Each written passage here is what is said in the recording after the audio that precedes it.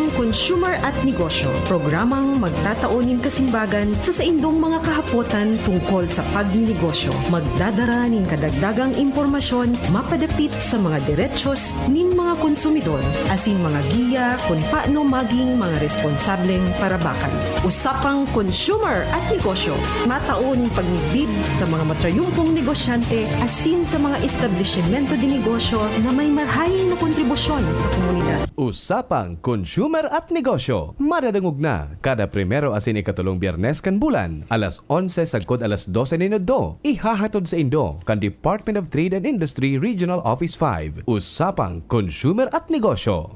Abangan! Maray na aga sa satuyang mga ka-consumer. Welcome po digdi sa programang Usapang Consumer at Negosyo hatod po sa Indo kang DTI Regional Office 5. Sa Giraray, ako po si Bem Berango ang sa Indong makakaiba sa laog nin sarong oras, alas 11 hanggang alas 12 po nin udto digdi sa programang Usapang Consumer at Negosyo. Sana po day kita magliwat nin istasyon kasi igwa kita ngon na pag-urulay-ulayan na interesting topic. Lalong-lalo na po sa satuyang mga solo parents. Ayan. So, abangan nyo po kami sa laog nin sarong oras, alas 11 hanggang alas 12 po ninod to. Igwa kitang special na bisita. So, nadadangog kita syempre sa 729 kHz. Maray na aga sa mga nagdadangog sa tuya, sa mga jeepneys, nakatutok sa Radyo DZGB. As in, syempre, sa mga naka-live stream, naka-Facebook page po kita, yaon po kita sa Facebook. So, nadadangog po kita worldwide or nahihiling kita worldwide sa Facebook pages kang DZGB News Online, asin sa Facebook page man po kan sa muyang opisina, DTI Region 5 Bicol. Ayan. So, pwede po nindong i-share man sa indong mga kanya-kanyang Facebook pages para po mas dakol ang makanood or mas dakol ang makaaram po kaining sa tuyang tutukaron ngunya na aga na iyo po ang inaapod tang Solo Parents Welfare Act or expanded pala. Igwa pa lang bago kita ngunyan kaya nga ni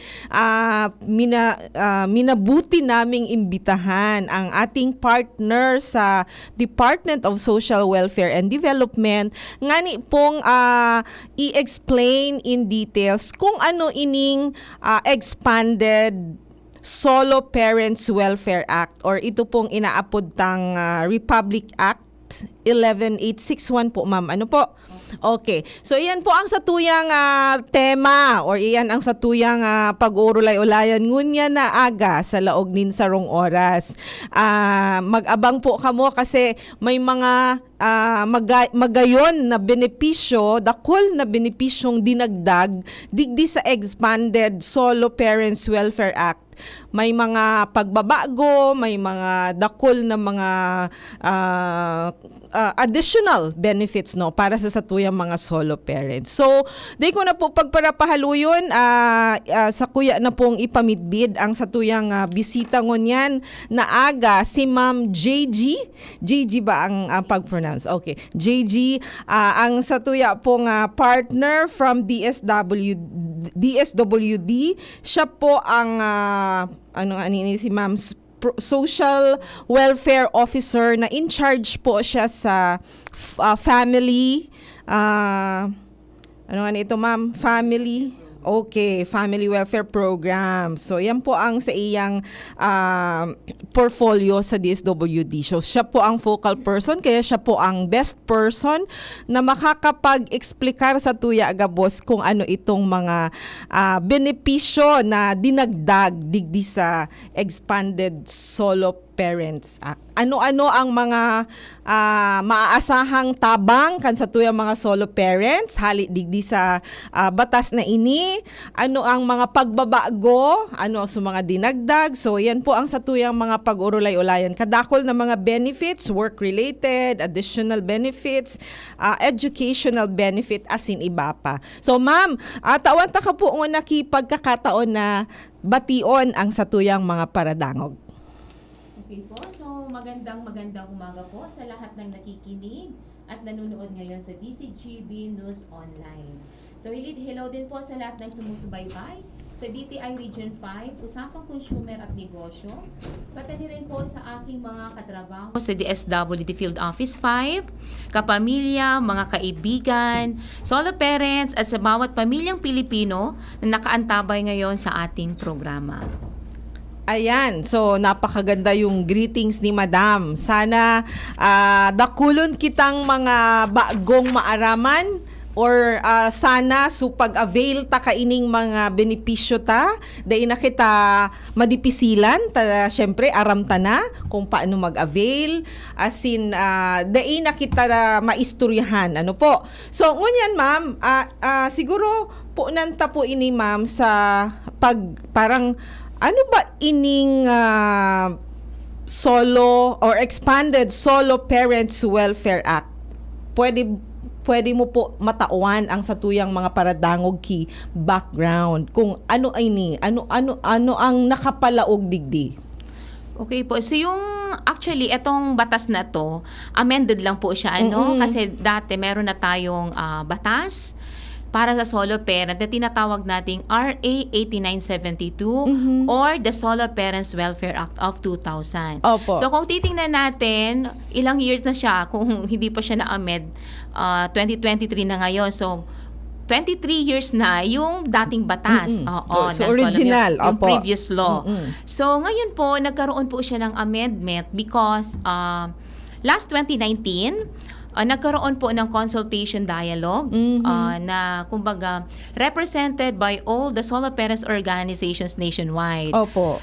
So lahat po ng regions ng ating bansa ay nagpulong-pulong at that activity was initiated by our department through our central office in Cebu City last 2019, so before pandemic. 2019. So doon po pinag-usapan kung gaano ba ka-effective yung batas ng solo parent.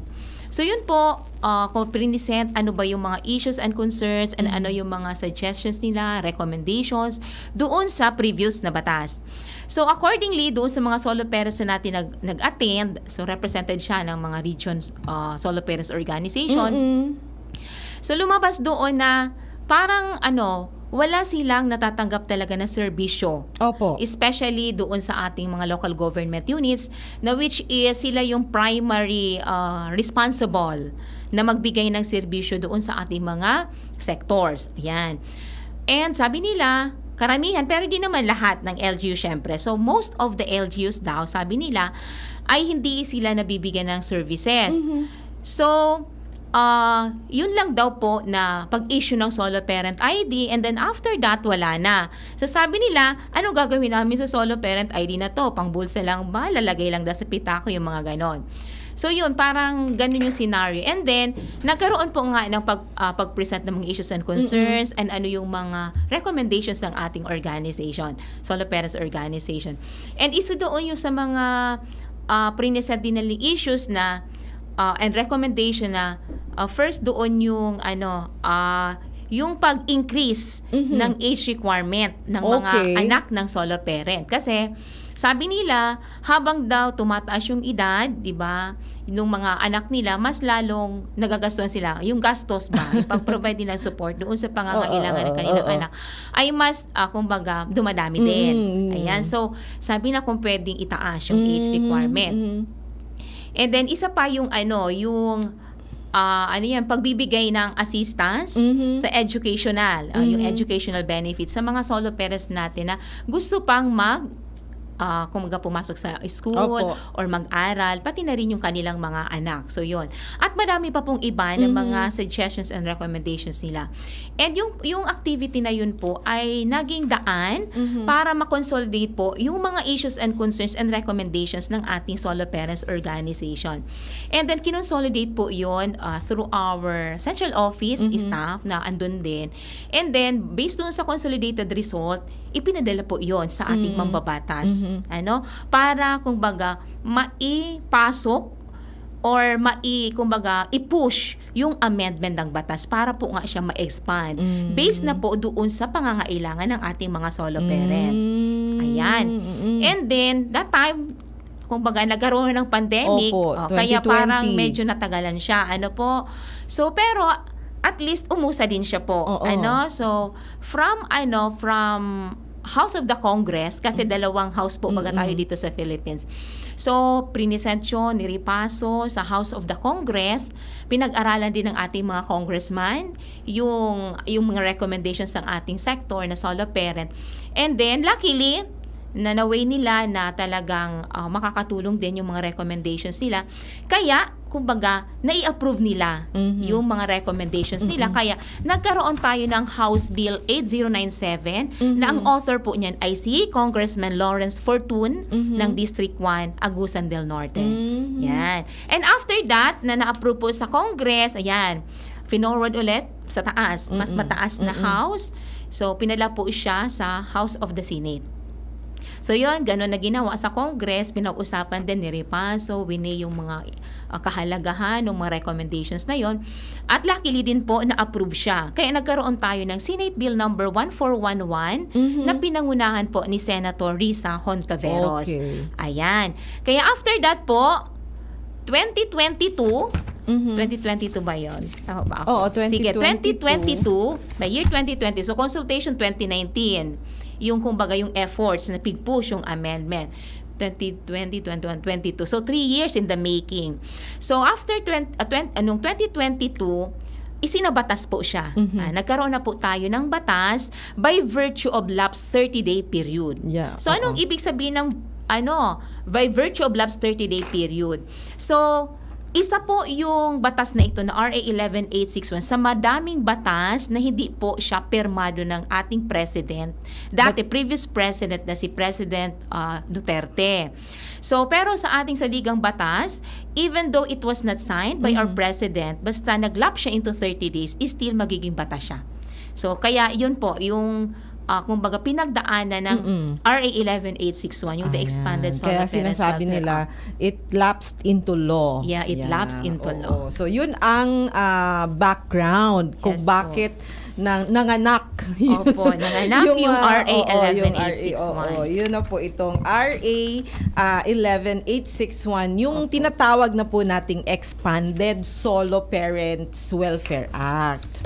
Ngunyan po, ma'am, di ba meron tayong luma? Ano ang yaon digdi sa bago, digdi sa pigaapod ng expanded na dagdag, benepisyo para sa satuyang mga solo parents? Okay po. So, marami pong karagdagan. May mga amendments na kumbaga nilagay or dinagdag doon sa mga provisions under sa new law ng solo parents. So, isa-isahin natin So, medyo madami-dami Opo, sige siya. po. So, una po doon sa definition ng solo parent, definition ng child or children ng solo parent. So ito po yung talagang recommendation ng ating mga solo parent during the consultation dialogue at talagang na-approve siya. So sa dating batas po, pag tinawag pong child or children, this refer to those living with and dependent upon the solo parent for support who are unmarried, unemployed, and not more than 18 years of age. Or if ever 18 years, they are incapable of self-support because of mental and physical disabilities. Ibig sabihin, kung gusto mo po ang maging solo or kaya magiging eligible solo parent ka kung meron ka pang anak na 18 years old or below or 0 to 18 years old. Yun yung dating batas. Or pwede man over 18 years old or 19 and above, basta ba itong batang to ay may physical or mental incapacity na kung sa hindi niya kayang tumayo sa sarili niyang paa, kaya nasa pangangalaga pa rin siya ng kanyang mga magulang. Pero ngayon po sa bagong batas na to, so, in-increase na po yung age ng children from 18 years old to 22 years old. Ayan. So, ibig sabihin, yung mga eligible solo parents, kung meron pa silang anak na 22 years old and below or 0 to 24 years old, still they can be considered as solo parents. So, parang nag-increase siya doon sa definition ng children. And sunod po doon tayo sa length of recognition. So dati sa batas, with regards doon sa solo parent na nakulong yung asawa, pwede po siyang avail ng solo parent ID kapag yung asawa niya nakulong na for 1 year. So magbibilang muna siya ng 1 year before siya mag-apply for solo parent ID. Pero sa ngayon, sa batas natin ngayon na RA 11861, dapat at least 3 months na lang po na nakulong yung asawa niya ay pwede na siya mag-apply for a solo parent ID. So kumbaga na lessen po yung Opo. length of recognition. And then po doon naman sa legal separation o yung paghihiwalay ng mag-asawa. Noon magbibilang din muna ng 1 year. Pero ngayon 6 months na lang po. So manalesen din po yung length of recognition. And then parehas din po doon sa abandonment by the spouse. Ibig sabihin yung pag-abandona ng isang asawa doon sa kanyang asawa at mga anak, at least 1 year din po yung bibilangon muna before ma-issue ng solo parent ID. Ngayon din po ay 6 months na lang. Okay. And noon din po sa batas na RA 18972, yung single mother natin na nagpo-provide ng parental care and support sa kanyang anak, dapat meron muna siyang 1-year-old na anak. Okay. Ayan, so 1-year-old muna dapat. Ngayon, Ngayon po, buntis pa lang. A pregnant woman who provides sole parental care and support to her unborn child. So, pregnant pa lang si mommy, basta ba, kung baga, na-assess ng social worker na siya lang po talaga mag-isang nagbibigay suporta at parental care doon sa bata, pwede na po siyang i-consider na solo parent. Ayan. At doon naman po sa mga working solo parents, meron sila noon dati pa ng parental leave benefit. Pero may kaibahan ngayon. Noon po, dapat yung kung working solo parent, dapat nagtrabaho ka muna sa pinagtatrabahuan mo ng 1 year before you can avail with this parental leave benefit. Pero ngayon, makapagtrabaho ka na ng 6 months, pwede ka na mag-avail ng parental leave. At meron pang maganda dito, regardless of employment status. Noon, ang nakaka-avail lang nito ay yung mga permanent. Sa government. Contractual. Pagdating sa government. And then kahit sa private, ma'am. Okay. Pero ngayon, sinasabi ng batas, regardless of employment status. Ibig sabihin, MOA ka man, cost of service ka man, job order ka man, regular contractual, so pwede kang mag-avail ng parental leave benefit. Okay. Ayan. So, yun po. And with regards naman po doon sa income level threshold, pag sinabi income level threshold, sino yung mga solo parents na pwedeng mag-avail ng assistance or services, lalo na doon sa ating mga local government units. So noon, sabi ng batas, noon RA 18972, yung mga solo parents na may 18,000 a month or below na sweldo or ano man na klaseng hanap buhay yan. Okay. So pag ibig Income. sabihin considered ka as poor. So pwede kang makapag-avail ng services from government. Okay. Ayan. Ano ba yan, ma'am? Pag sinasabi mong benefits from the government, yung mga monetary lang, yung Kung ano pong nakalagay po sa batas and kung ano po yung available services doon sa mga local government units natin and other agencies. including the discounts. Wala pa noon yung Ay, wala pa. discounts. Okay. Opo. Ngayon pa lang yung discounts. Opo. So ngayon po, pag sinabing poor, solo parent, ang annual income mo ay below 250,000 a year or below 20,000 a month. So, ibig sabihin, kung a month, 19,999.99. Okay. So, yun yung pagkakaiba lang. Opo. Oo. So, kung ganun yung family income na 19,999.99, so you are considered as poor solo parent. So, ganun po. And with regards naman po sa issuance ng solo parent ID, so noon po, 30 days po yung reckoning. Okay. Kumbaga, nag-apply ka ngayon sa local After government 30 unit. days. After 30 days, pwede nang i-issue yung solo parent ID. Pero sa ngayon po, 15 days na lang. Ayan. So, with regards naman doon sa additional benefits natin, noon po, ma'am, walang monetary benefits. Ibig sabihin, walang cash na binibigay. Unless doon sa ibang mga LGU na nagbibigay talaga sila mga educational assistance. Pero, kumbaga, limited Yun, lang siya. on top of the kung ano yung nakasaad sa batas. Opo. Ang ibang LGUs, nagtatao talaga. Nagbibigay talaga. Oo. So, limited lang ng mga LGUs. Pero ngayon, meron na pong ipoprovide na monthly cash subsidy of 1,000 per month to solo parents who are earning a minimum wage and below. Ayan. So, ibig sabihin, hindi lahat. ng solo parents makakapag-avail nitong 1,000 ka-subsidy monthly. Oo. So may requirement ang batas, dapat yung mabibigyan nito yung mga solo parents lang na nag-earn na minimum wage. Okay. Like for example, dito sa Albay, I think 365 Per day. per day. So kung sino mga solo parent na nag-earn ng 365 per day and below hanggang sa walang trabaho, sila yung mabibigyan ng 1,000 ka-subsidy for solo parent. Pero iba-iba po sa local government unit kasi iba yung yung minimum wage sa iba't ibang local government units. At mamaya pag-uusapan natin, sino nga ba yung mga LGUs na mandato na magbigay nitong 1,000 ka-subsidy for solo parent? Kasi hindi lahat ng LGU magbibigay Okay. nito na 1,000 talaga.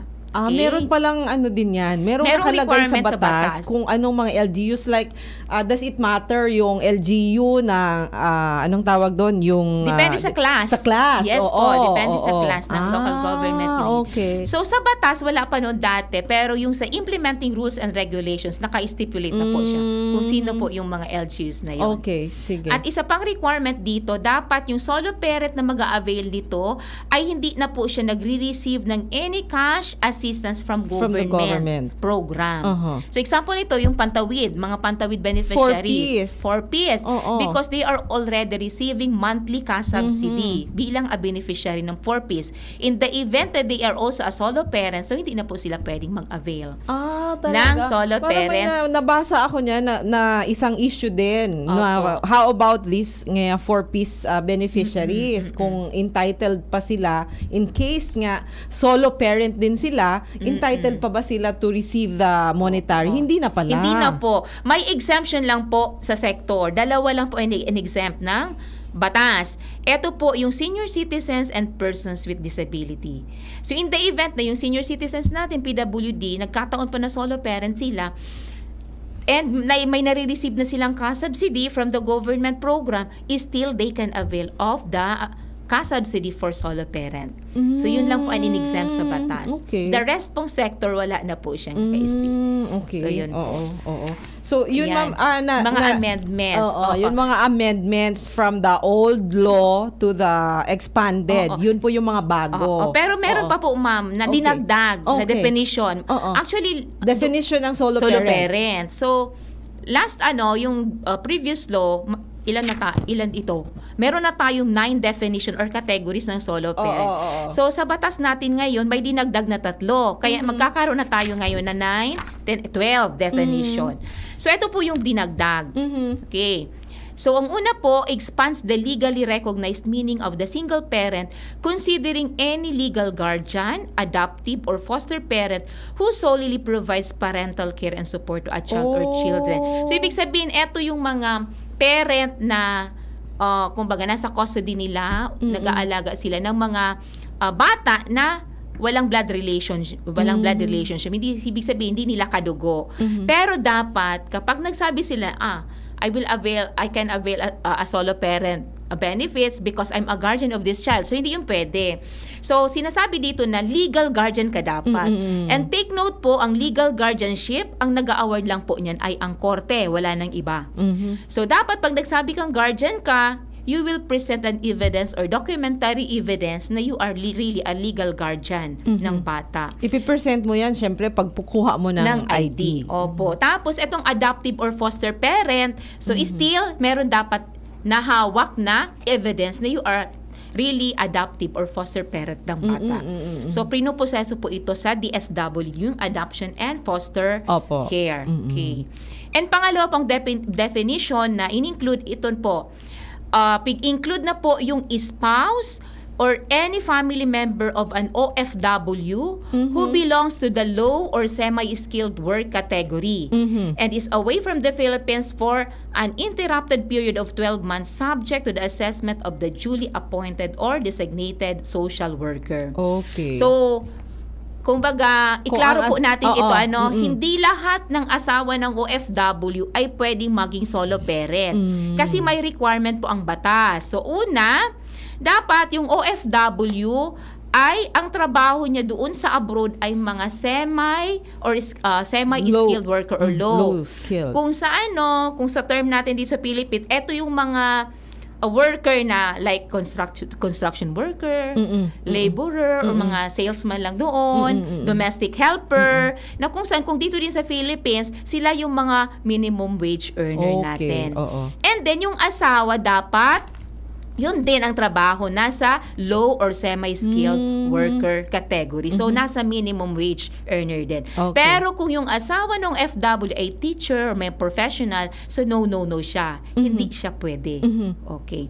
At pangalawang requirement, dapat ang kontrata ng OFWD ay ang limit niya or ang minimum niya is 12 months or 1 year. So below that, kung 11 months lang ang contract, dapat hindi putol-putol. Dapat dire-diretso siya. Continuous, So kung 11 months, hindi pwede siya. So dapat 12 months ang minimum. Okay. Ayan po. So, yun po yung mga pagbabago. Pagbabago. Oo, yung mga additional na definition Oo. doon sa bagong batas Yes. na compare doon sa luma. So, Tapos, may pangatlo pa, ma'am. Pangatlo, the amendment also includes any relative within the fourth civil Okay, degree of yeah. consanguinity or affinity of the parent or legal guardian, like grandparents, lolo-lola, auntie-uncle, yung ganon. So, kasi kung minsan po baga wala ng mga magulang yung bata. So, ang Opo. nagtitake care na yung ka-family member. So, ang requirement sa batas, pwede siyang maging solo parent kung siya talaga ay solo din. Wala siyang asawa, walang ibang nagsusuporta sa bata o nagbibigay ng pangangalaga, kundi siya lang. Pero, kung yung ka-family member ay may partner, may ka-live-in partner o asawa, so hindi siya pwedeng i-consider na solo parent kahit pa siya yung nag-aalaga ng mga apo niya or mga pamangkin niya. Ayan po, okay. ma'am, So, yung yun po yung mga amendments. definitions or categories ng mga solo parent. Ayan. Bago tayo magpatuloy, gusto ko po sanang sabihin na pwede po kayong magtanong, pwede po kayong mag-raise ng inyong mga concerns tungkol po sa aming pinag-uusapan ngayon. Specifically, ito pong Expanded Solo Parents Welfare Act. Pwede din po kayong mag-text sa ating text line 0999-883-1471. Ayan, ulitin ko po ang aming text line 0999-883-1471. Pwede po kayong magtanong kung meron kayong mga nalalabuan tungkol sa batas, tungkol sa pag-avail ng itong ating mga benefits na nakasaad sa Expanded Solo Parents Welfare Act. No? Okay. So, ma'am, na-discuss mo na po yung mga definitions or categories ng mga solo parents. Ngayon po, ma'am, paano po ba pag-apply ng ID? Ano yung mga requirements? Na-mention mo na kanina, pero saan sila pupunta? Okay. Oo. So, sa pag-apply po ng solo parent ID, yung mga solo parent ay pupunta po sa local government unit kung saan sila kumbaga saan sila tumitira. Opo. Ano po? So doon sa local government unit, meron doon office na pupuntahan kayo. Kung syudad man po siya, tinatawag siyang City Social Welfare and Development Office. Opo. Kung munisipyo man po siya, Municipal Social Welfare and Development Office. So directly pumunta kayo doon kasi merong social worker na assign po sa solo parent program. And sila po yung magi-interview, mag-a-assess kung talagang eligible kayo na maging solo parent. Okay. And syempre, sila din magbibigay ng technical assistance kung ano yung mga specific requirements na kumbaga ipipresent nyo para ma-issuean kayo ng solo parent ID. Okay. Ayan po. Oo. So, yun po, pupunta kayo sa local government unit. Meron doon na office yung social welfare. Opo. Sandali, ma'am. Yes po. Sasagutin ko at baka related. Hello, good morning. Yes po, good morning. Okay po. Opo. Tapos, yung asawa niya po, mag-abroad. Opo. Ano lang po siya doon, construction worker. Mhm. Wala pa pong isang taon. Tinanggal na po siya ka-purpose at nag-abroad yung asawa niya. Mhm. Nagpapasok po din siya sa abroad. Tinauwi po siya dito sa Bicol. Mhm. Wala na po siya sa purpose. Ang tanong ko lang po doon, wala po ba siyang Di po ba siya maaaring bumalik sa Corpus? Ay, opo. Ma'am, 4-piece po ang tinatanong niyo po, ma'am. Oo, ipaabot na lang po namin, ma'am, via through dito kay Ma'am JG yung concern niyo po sa kanilang opisina kasi ang pinag-uusapan po natin ngayon, ma'am, yung Solo Parents Welfare Act po, expanded. So, kung ang concern mo po tungkol sa 4-piece, pwede po nating idulog sa social welfare or sa DSWD or sa LGU kung taga saan ka po. Yes po. Oo, para ma-address po yung concern natin, ma'am. Tapos meron din po, ma'am, na mga naka-aside the municipal link sa respective municipalities or cities. Mas mabuti po na doon po kayo magtanong because sila po yung nagmamanage ng case ng mga Opo. pantawid beneficiaries in their respective areas of jurisdiction. Okay. So, yun ma'am, very clear. Pupunta tayo sa local government unit, sa munisipyo kung saan tayo nakatira. Merong mga tinatawag na city or municipal link, no? Sila po ang nagmamanage ng 4-piece or anything about 4-piece. Mag-approach na lang po kayo doon, ma'am. Salamat po. Okay po. Opo. Okay po. Okay. So, nasaan na tayo, ma'am? Doon tayo sa paano. Requirements. Oo, Paano paano. kung paano. Requirements. So, yun lang, pupunta lang sila sa munisipyo kung saan sila nakatira. Tapos, syempre, hihingin yung mga evidences. Evidences. Oo, yung mga nakasaad sa batas. Yun po ang kailangan nilang i-present para makapaghingi sila or mabigyan sila ng solo parents ID. Ano po? Dito naman po tayo, ma'am, sa mga karagdagang pang benefits. Na-mention mo na kanina pero gusto kong i-highlight po. Halimbawa, yung work-related benefits. 'Di ba? Merong additional Yes po. na 7-day leave, no? Opo. Para sa mga solo parent. Ano Opo. po ito, ma'am? Regardless kung sino ang solo parent, kung like he is or she is the head of office, wala namang sinasabi sa salary or sa income niya, pwede siya mag-avail. Opo. Kasi ang sinasabi dito sa batas, maganda naiiba yung solo parent kasi hindi tinitingnan kung mayaman ka ba or mahirap ka ba bago ka ma-consider na solo parent. Opo. So, pero yung pag-avail ng mga benefits. Yun lang po yung ang kahibahan lang yung availment ng benefits. Pero dito po sa work-related benefits, lahat po kung ano man po yung position nyo sa office, so lahat sila pwedeng mag-avail na benefits kung talagang solo parent sila. Kanina sinabi ko na regardless of work status. Kahit regardless. regular ka man, contractual, casual, memorandum of agreement worker, COS worker, job order. Sabi sa batas po, pwede kang mag-avail ng benefits na 7 days parental leave. Pero dapat nakapag-trabaho ka ng 6 months. Ayun po yung mga requirements. Oo, kasi parang may nabasa ako na pag-avail ng 7-day leave, nagmamatter din doon yung salary or yung income mo. Dapat not more than, wala naman pala. Wala naman po.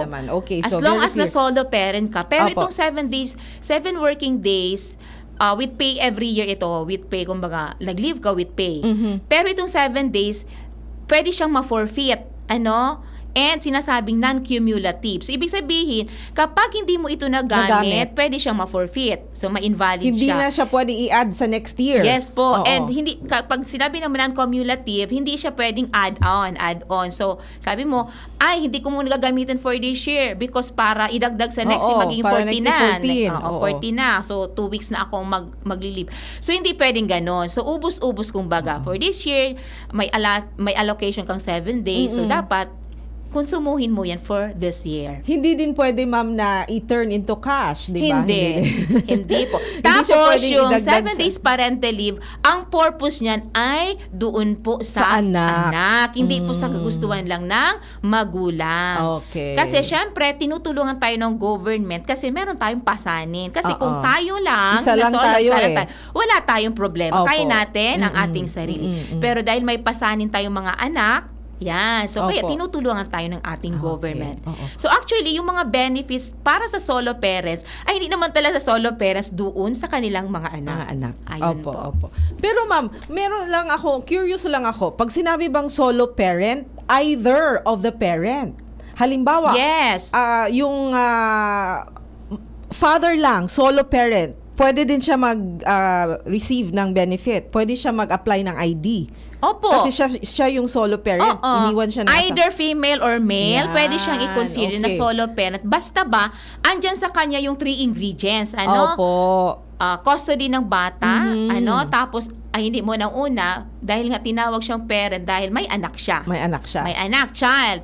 And then, custody. Oo. Dapat andyan sa kanya yung custody ng bata. Okay. And then, pangatlo, ayan. Ang pangatlo, dapat siya lang yung mag-isang nagbibigay ng pangangalaga at pagsuporta sa bata. So, ibig sabihin, take all the responsibility of being a parent. Ayan. Pero kung may kumbaga katulong ko sa pagsuporta kahit hiwalay na kayo, pero yung isang partner nagsusupport pa rin doon sa pangailang bata, yung isang part hindi makukonsider na solo parent. Kasi Ayan. hindi talaga siya take all. Oo. Ayun. So, Malinaw, ma'am, opo. maski lalaki ka man o babae ka man, kung yaon sa imo itong sinabi mong tulong ingredients, pwede ka mag-avail Opo. kang mga benefits kang solo Solo parent. Buda, syempre, pwede ka mag-apply kang solo Yes parent po. ID. Opo. Oo. Ma'am, madali lang po. May kahaputan po, Digdi. Good Okay. morning po. Ask ko lang po if matatawag na bang eligible na solo parent na meron ng ID ng solo parent na issued po ng City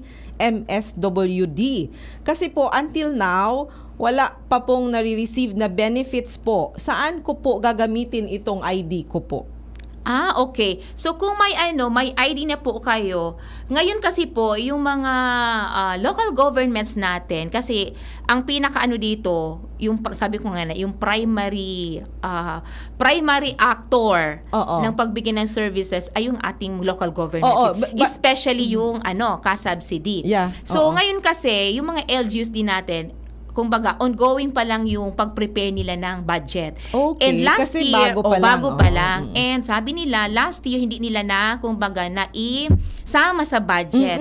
Kaya, siguro, ang full implementation po talaga is 2024 next year. Okay, oo. Pero may mga LGUs naman na nagpa-pilot test sila, ma'am. Pero Okay. hindi talaga 1,000 yung binibigay nila.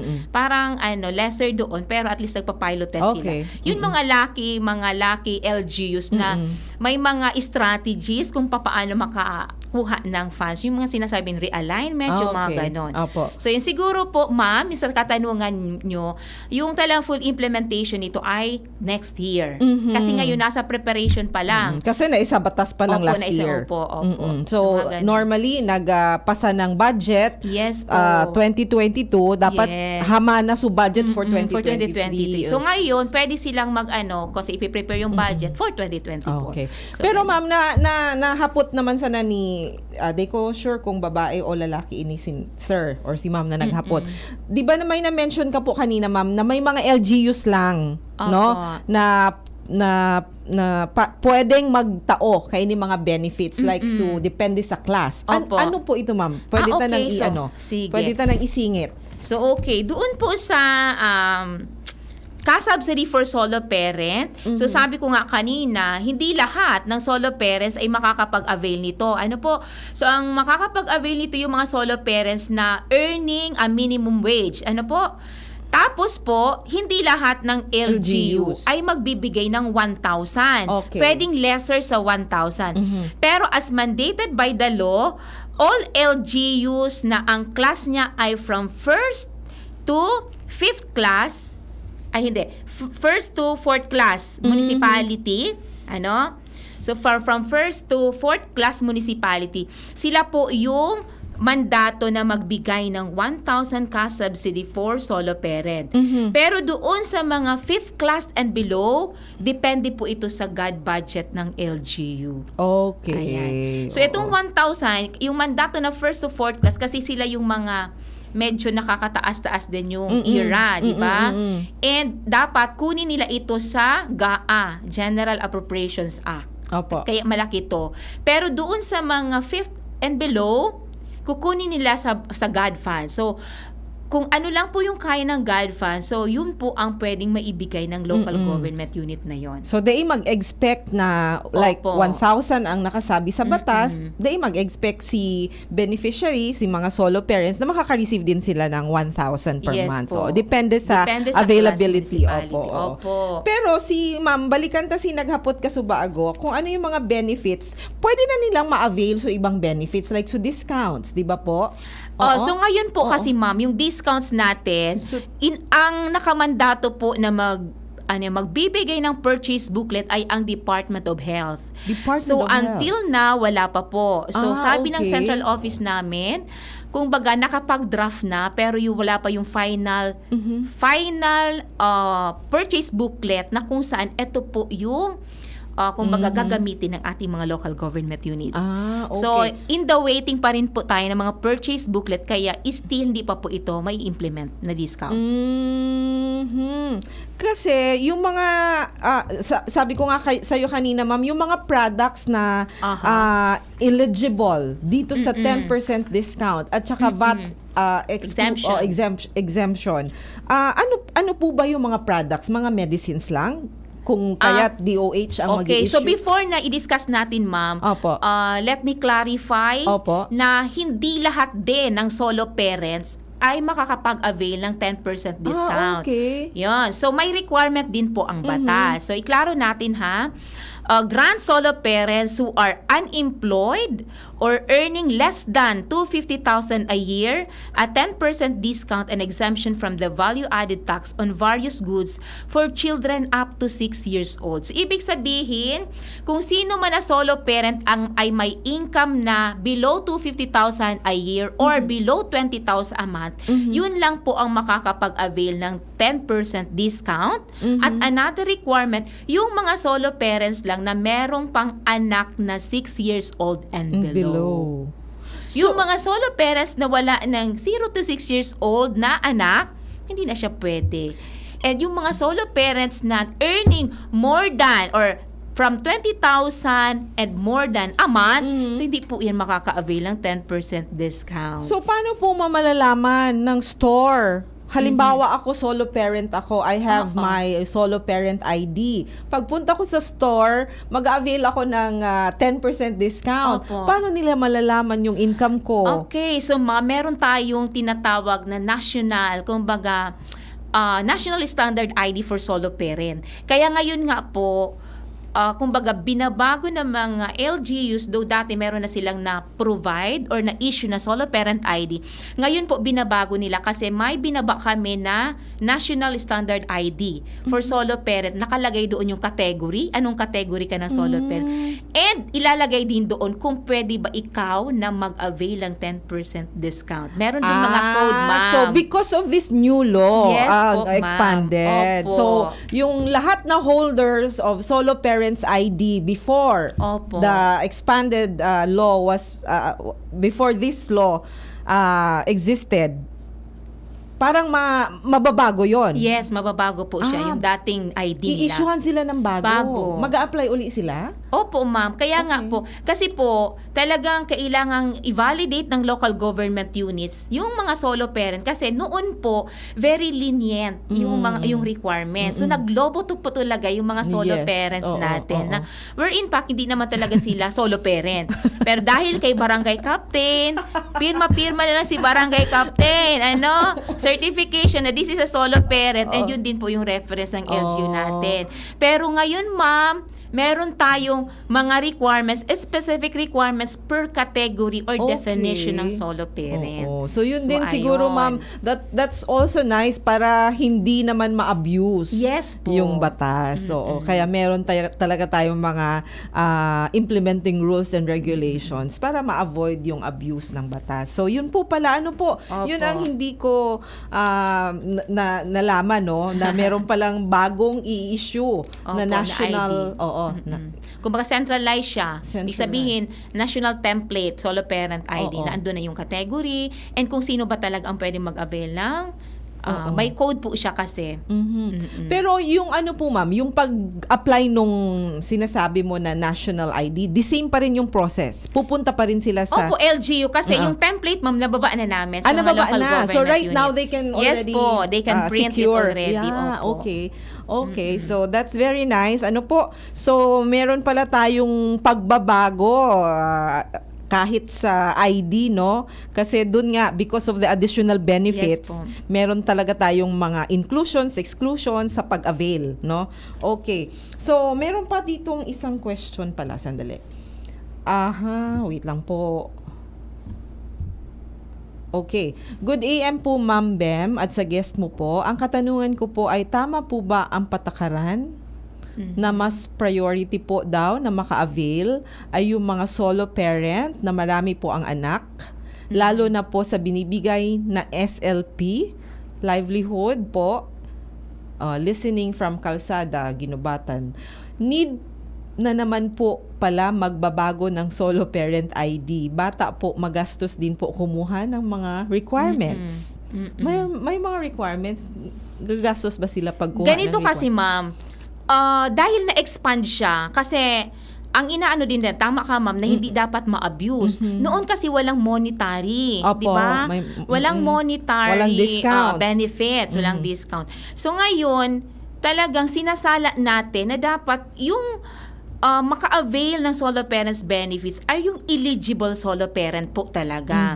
So kailangan talagang i-validate or baguhin ng LGU yung mga requirements nyo kasi iba na po yung requirements. Dati-rati kasi ang requirements lang ma'am ay birth certificate, marriage certificate, Birth certificate ng mga anak. bata. Yan. Oo. Tapos certification from the barangay captain, that's all.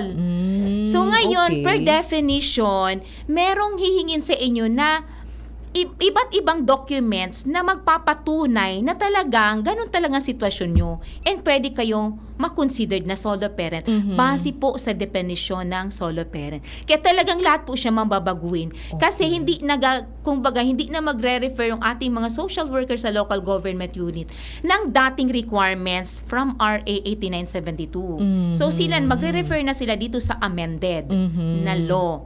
So iba na po talaga yung mga requirements. Ang ano po diyan, ang sa requirements po, ang ano yan, yung pinaka may weight na dapat malaman po ng ating mga solo parents itong tinatawag na sworn affidavit declaring that the solo parent is not cohabiting with a partner or co-parent and has sole parental care and support of the child or children. So, kukunin po Bago ninyo yan. sa abogado. Magpapagawa Yan. sila notarized. Notarized po, sa abogado po sila magpapagawa. Kasi nakasworn siya.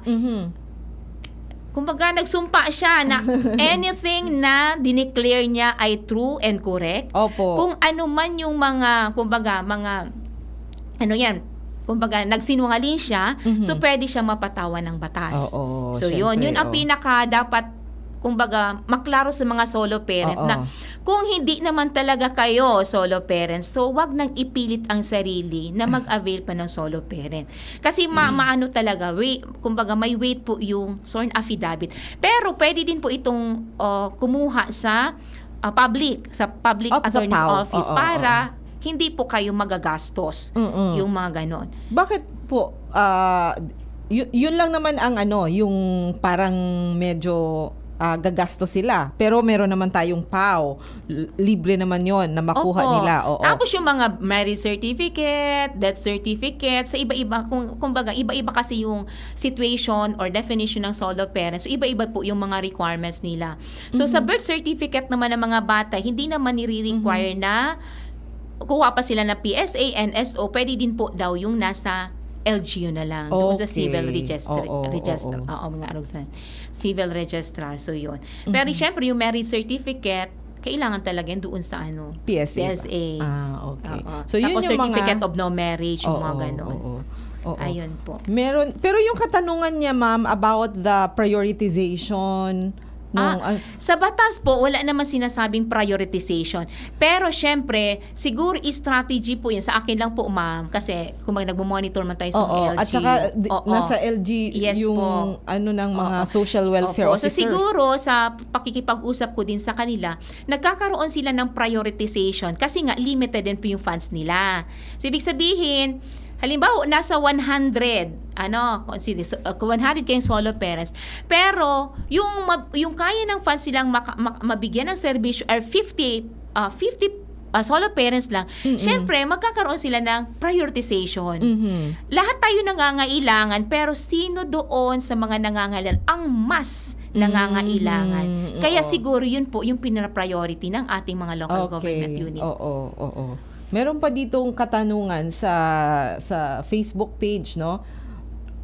Good morning po, ma'am. Saro po akong solo parent, kaya lang po 4-piece po ako. Pwede po ba ako mag-apply sa solo parent? Yes po. Pwede ka pong mag-apply kasi ang hindi mo lang po ma-avail na service ay yung cash assistance or cash subsidy for solo parents na 1,000 or below per class municipality or city. Yung discount pwede niyang Yung ma-avail? discount pwede and other benefits na nakapaloob sa batas. Yun lang po ang hindi pwede na. Yung cash subsidy. Opo, sige. Okay. Ma'am, pagdating pala po sa, di ba, parang hindi pa natin na pag-usapan, pagdating dun sa mga products, no? Oo, ano yung mga list. products eligible for the 10% discount? Kasi sabi mo, yung makakapag-avail daw lang ng discount, yung may anak na 6 years old below? Tama po ba? 6 years old and below. And below. Hanapin. Oo. Okay, yung discounts natin Yung na mga nakalagay sa products, batas po, oo. mga product, yung 10% discount and VAT exemption, ipapataw po ito doon sa mga products like baby's milk, di ba? Talagang doon pang 6 years old and below. Food and micronutrient supplements, sanitary diapers, duly prescribed medicines, vaccines, and other medical supplements purchased from the birth of the child or children up to 6 years of age. Ayan. Okay. Ayun po. So, yun lang palang mga parang gagamitin ng anak. Yes po. From 0 to 6 years old Oo. talaga. So, yung mga infant formula, siguro kasama. Opo, yung milk nga, mga infant formula. oo. Opo. Yung- Pero kahit nga sabi dito sa batas, kahit nga may mga discount yung baby's milk natin, Oo. but still they are encouraging all the mommies na mag-breastfeed pa rin. Kasi ang DOH merong silang RA 1008 or the Expanded Breastfeeding Promotion Act of 2009. Oh, yeah. Ayan. Oo. Ayan, merong additional question po. Ask ko din po, ma'am, if bago na po ba ang solo parent, ay pwede na po ba yan maka-avail or pwede na po siya i-honor po na maka-discount? Sabi kanina ni ma'am, no, yung pag meron ka ng ID, pero yung, ang tawag dito, yung booklet, ano po? Purchase booklet. Oo. Awaiting pa po tayo Oo. doon sa pagbibigay sa atin ng Department of Health kasi yung pinaka-recent na update sa amin ng aming counterpart sa central office ay nakapag-draft na sila pero wala pa po yung final draft ng purchase booklet na yon. So upon na maibaba yun sa amin, kumbaga automatic man po na binababa din namin yan sa mga local government units for their reference and implementation. Okay, oo, yun.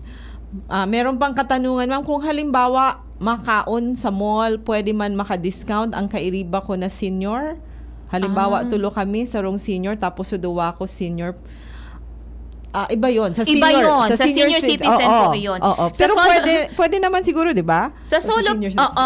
sa senior citizen pwede. Oo. Kumbaga, ang dadalhin yung ID ng solo ay Ng senior senior citizen. citizen, Kasi oo. yung 10% discount sa solo pen ay iba po siyang discount. Opo. Doon lang po yun sa pangangailangan ng mga bata from 0 to 6 years old. Opo. Tapos, meron pang isang katanungan, ma'am. Paano po kung nag-asawa ulit ang solo parent? Makaka-avail pa po ba siya? Nag-asawa ulit, wala na. Kasi ito na po yung mga limitation and pwedeng i-terminate ng solo parent. Kaya Opo. nga po solo, wala ka pong kasama. Ano po? Wala kang asawa, wala kang partner. Talagang mag-isa lang po ikaw nagbibigay ng pangangalaga at pag-support sa bata. So, ang word for the day natin dito sa RA 11861 or the Amended Solo Parent Parents Welfare Act ay take all the responsibility of being a parent. So wala kang katulong. Walang ibang katulong. Ikaw lang po kung mapapasan mo ang Opo. responsibilidad ng pagiging isang magulang sa Okay. iyong mga anak. So yun Ayun po, po. ayun po yung mga limitations, no? Meron syempreng mga caveat yung ating batas kung like nag-asawa ka na. So syempre hindi ka na po solo parent. Hindi na ikaw nag-iisa, no? Okay, Double ma'am. na. Yes po. Hindi pa man po pig honor ang solo parent ID sa mga fast food. Ay hindi po. Ay, hindi po Oo, talaga. Hindi po talaga. Kasi hindi po siya kasali Ulitin doon sa po mga natin, products ma'am, yung mga na may products. Oo. Okay. Yung may discount lang po doon sa solo parent, yung sa RA 11861 na maa-avail ng solo parent, 10% discount on baby's milk, food and micronutrient supplements, sanitary diapers, duly prescribed medicines, vaccines, and other medical supplements purchased from the birth of the child or children up to 6 years of age. Very clear po So, yun lang po yung yung discounts. nakasaad sa batas, yung mga products eligible for 10% discount ay yung mga products lang po na kinakailangan ng mga bata na nag-iedad na 6 years old and below. Yes So po. baka po malibong kita, iba po sa senior citizens discount, iba Iba man yung po solo sa solo parents discount. Naka-specify po iyan sa batas. So yun po, ano po. Okay, so ma'am, madali na matapos ang satuyang oras. Medyo kulang ano po. Parang hindi natin na mention, meron pa tayo ma'am educational benefit. Ano ba ang nyaon digdi? Educational Oo. benefits. Oo, yung sa educational Parang benefits, scholarship. nakamandato po ito sa tatlong agency natin. Okay. Yung DepEd, CHED, and TESDA. Okay. So, they will provide scholarship programs for solo parent and their children. So, ibig sabihin, pwede pong magbigay sila ng mga scholarship programs, pero etong scholarship programs, meron po man po itong mga ahensya nito na specific requirements, and dapat yung solo parents and their children ay mag-qualify doon sa qualification requirements nila. And then, full school scholarship for one child of a solo parent in institution of basic, higher, and technical vocational skills education. So, ibig sabihin, kapag tatlong anak ng solo parent, ang isa doon ay Isa makakapag-avail ng full school Isa lang. scholarship. Isa lang. lang. Oo. And so, other children nila ay pwede din po na maging priority doon sa other educational program under RA 10687 or yung tinatawag nating UniFast. Ano po? Yung mga okay. ganon. And alam ko, ang TESDA talaga ay nagbibigay nito kasi nung nagkaroon kami ng ano yan? Solo Parents Day. Nag-invite din po ako sa TESDA and CHED. Nagbibigay sila nito pong mga scholarship, and ito sa TESDA yung UniFast. Even Ayan. before the expanded. Ngayon po. Ay, ngayon na. sa Ngayon na. expanded. Okay. Opo. Oo. So, yun po, ano po, napakaganda ng mga benefits, additional benefits, at saka medyo na-expand talaga, including the definition, yung mga entitlements, no, yung mga inclusions, like yung kung ang asawa mo nasa kulungan, Opo. dati, 6 months, no? 1 Ay, 1 year. year. Ngayon, Ngayon, 6 months 6 na months na lang. lang. Okay. So, mga ganon. Maraming mga pagbabago. So, sana igwa kitang mga nanoodaan at saka sana na-appreciate ta po kung ano itong mga benepisyo na nakasaad duman sa batas para sa satuyang mga solo parents. Ano po? Pero, sabi ta nga ni, kaya kita igwa kang mga rules and regulations para maiwasan itong maabuso ang satuyang mga batas. So, ma'am, salamat po. Pero bago kita magpaaram, ano po ang sa imong huring mensahe para sa satuyang mga paradangog, especially sa satuyang mga solo parents po? Okay po, sa muli, sa lahat ng nakikinig at nanonood ngayon sa DCGB News Online, lalong-lalo na sa mga solo parents at sa lahat ng pamilyang Pilipino, kami po sa DSWD ay laging handa na maibahagi ang mga mahalagang impormasyon na makakatulong upang maiangat ang antas ng kabuhayan ng mga maralita at nangangailangang sektor sa ating lipunan. At hinikayat din po namin ang aming mga partners sa mga ahensya ng pamahalaan local government units, non-government organizations, people organizations, at iba pa nating mga stakeholders na patuloy po na tayo makiisa at sumuporta sa mga programa na makakatulong upang maitaguyod ang kapakanan ng iba't ibang sektor tulad na lamang ng mga solo parents na kailangang mabigyan ng kaukalang serbisyo upang sila ay matulungan na maitaguyod ang pagpapalaki, pag-aaruga at pagsuporta sa kanilang mga anak bilang mga solong magulang. So maraming salamat po. Maraming salamat, Ma'am Gigi. Ayan, so nakita po natin kung gaano pinapahalagahan ng gobyerno ang ating mga members ng special sectors, no? Ito pong solo parent additional sector na talagang binibigyan ng espesyal na atensyon ng gobyerno para matulungan, no, including the senior citizens, the PWDs, tapos ito pong solo parent. So ito ang iilan lang sa mga special sectors na tinutuunan ng pansin ng ating gobyerno para matulungan at maitaguyod ang kanilang mga pamumuhay. Ano po? Okay. So, salamat na maray sa satuyang mga nag-antabay sa programang Usapang Consumer at Negosyo. Salamat po, ma'am. You're Pakisabi welcome po. kay RD na Yes po. salamat sa You're welcome pagpadara po. sa imo po digdi sa muya at pag-unrakan sa muyang imbitasyon. Bago ako magpaaram, minapa-shout out lang po sa kuyang mga amigo na mga padi, si Father Ed Ramin, si Father Jeremy Realubit, si Father Papoy, at saka happy birthday kay Father Alan Apuli. Maraming salamat po sa mga nag-antabay sa masunod na bulan. Abangan nyo po giraray kami sa first Friday of September sa siring na oras, alas 11 hanggang alas 12 minuto sa Usapang Consumer at Negosyo. Maray na udto, salamat. Sa indong nadangog